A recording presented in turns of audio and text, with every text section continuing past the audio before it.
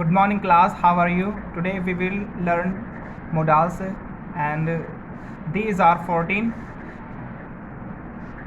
Can, could, may, might, must, shall, will, should, would, ought to, used to, dare, need, have to, has to and had to. Okay class, and ought to ये कितने होते हैं? ये 14 होते हैं, ठीक है। और सबसे पहले मैं आपको एक बात बता देता हूँ कि इसमें कभी भी टू का यूज़ नहीं होता। लेकिन आप ये कह सकते हो कि सर यहाँ पे तो टू लगा हुआ है यू ऑट टू के साथ, लेकिन जिनके साथ है ना टू ऑलरेडी उनके साथ तो होता ही है। लेकिन जिनके साथ नहीं है, जैसे कैन, कोड में, माइट और बाकी देख सकते हो, तो जिनके साथ नहीं है किसी के, तो वहाँ पर हम कभी भी टू का यूज़ नहीं कर सकते हैं। सबसे पहले हम करेंगे कैन। कैन हमेशा एबिलिटी के लिए यूज़ होता है, और एबिलिटी कितने प्रकार की होती है? 4 प्रकार की होती है, देख सकते हैं आप। एक तो होती है टाइम की एबिलिटी, एक होती है माइंड की, एक होती है बॉडी की, एक होती है मनी की, ठीक है, समझ गए। सबसे पहले हम जो टाइम की जो एबिलिटी होती है तो हम उसका एग्जांपल लेंगे, ठीक है। आई कैन गो टू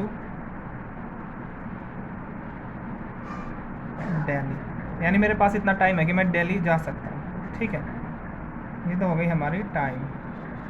अब लेते हैं हम माइंड की। I can solve this some,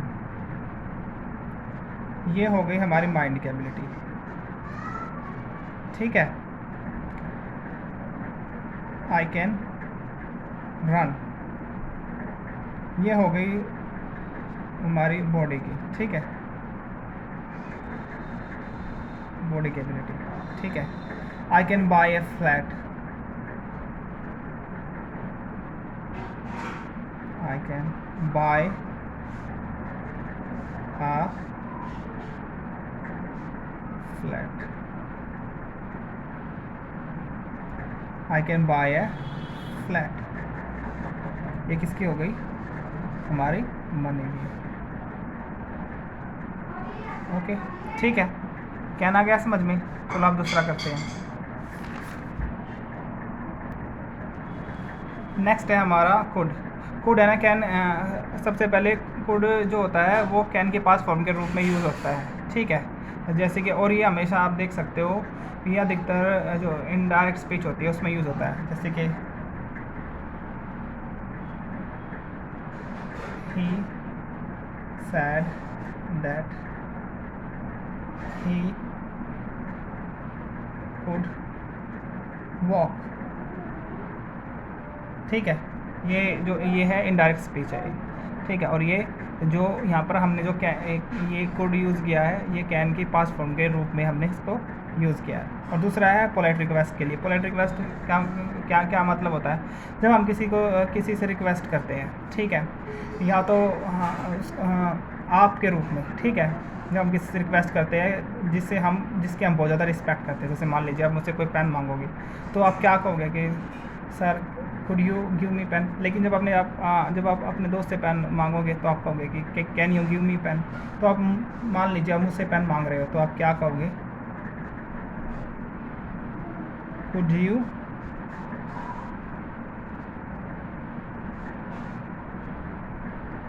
give me pen sir, यहाँ पे ये लिख देते हैं,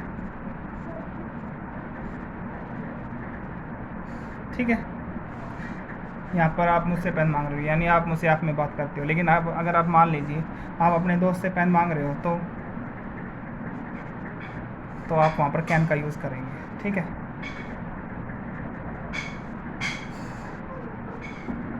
और ठीक है, अब बारी है मे की। मे का हम सबसे पहले प्रयोग करते हैं जब हम प्रे करते हैं, ठीक है। और इसमें एक्सक्लेमेटरी मार्क होता है सबसे पहले। जैसे फॉर एग्जांपल लिख देता हूँ यहाँ पे,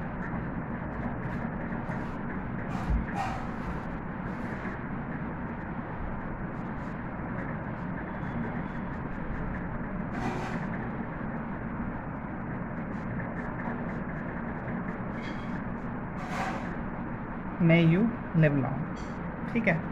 और दूसरा है इसका, जब मतलब किसी चीज़ को ना करने की बिल्कुल पॉसिबिलिटी नहीं होती। देखो ना कहने की बिल्कुल पॉसिबिलिटी नहीं होती उस कंडीशन में। जैसे मान लीजिए टीचर क्लास में पढ़ा रहा और आप कहते हैं मैं आई कम इन सर, तो वहाँ पर पॉसिबिलिटी बिल्कुल ज़ीरो होती है कि टीचर आपको मना कर दे कि भाई तुम बाहर रहना, ठीक है, समझे। तो जहाँ पर मना करने की पॉसिबिलिटी बिल्कुल कम होती है वहाँ पर भी हम मे का यूज़ कर सकते हैं, ठीक है। जैसे कि फॉर एग्ज़ाम्पल किसी ने आपने पूछ लिया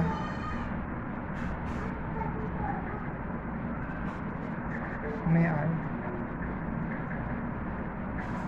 कम इन सर, ठीक है, तो यहाँ पे आंसर क्या आएगा, हमेशा यस ही आएगा। तो टीचर ने कहा यस यू मे, ठीक है। जहाँ पर पॉसिबिलिटी बिल्कुल कम हो, मतलब जहाँ पर ना कहने की पॉसिबिलिटी बिल्कुल ना के बराबर हो, ठीक है, वहाँ पर हम मे का यूज़ करते हैं। और मे का थर्ड यूज़ है जहाँ पर जो पॉसिबिलिटी होती है वो 50% होती है, यानी किसी चीज़ का, किसी घटना का होना 50%, ठीक है, वो हो भी सकती है और वो नहीं भी हो सकती है, ठीक है। अगर मान लीजिए आकाश में बादल छाए हुए हैं, ठीक है, तो ये हो सकता है कि बारिश हो भी सकती है और नहीं भी हो सकती है। तो यहाँ पर हम क्या लिखेंगे,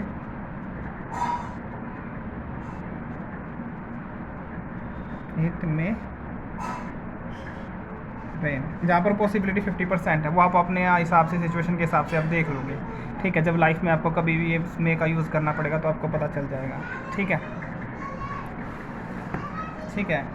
और अब बारी आती है माइट की। सबसे पहले माइट का यूज़ करते हैं हम पास्ट की, मे की पास्ट फॉर्म के रूप में, और इसका जो यूज़ है वो इनडायरेक्ट स्पीच में किया जाता है। जैसे कि he said that he might live long, ठीक है, समझे। सबसे पहले इसका यूज़ पास्ट की मे की पास्ट फॉर्म के रूप में किया जाता है। दूसरा 20% पॉसिबिलिटी के लिए, मान लीजिए सूर्य निकला हुआ है बिल्कुल, ठीक है, और बारिश की कोई संभावना नहीं है, और फिर भी आप कह दो कि शायद ही हो जाए, तो मैं यहाँ पर लिख देता हूँ शायद ही, बाय चांस, ठीक है, बाय चांस हो ही जाए, ठीक है, शायद ही बाय चांस बारिश हो ही जाए, ठीक है, सूर्य निकला हुआ है और कोई संभावना नहीं है बारिश की, और फिर भी आप कह दो कि शायद हो ही जाए, तब इस सिचुएशन में हम माइट का यूज़ करते हैं। तो यहाँ पे आ जाएगा इट माइट